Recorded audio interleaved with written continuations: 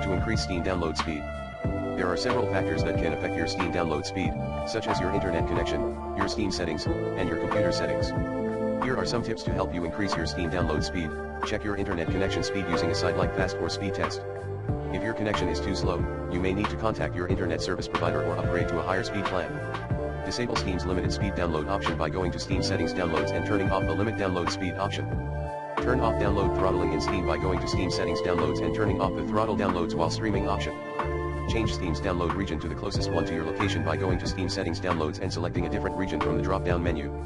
Close other internet-enabled apps that may be using your bandwidth, such as browsers, streaming services, or chat programs.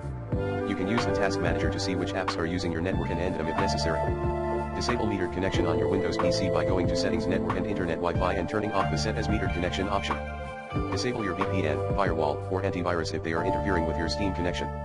However, be careful as this may expose your PC to security risks. Clear Steam's download cache by going to Steam settings downloads and clicking the Clear Download Cache button.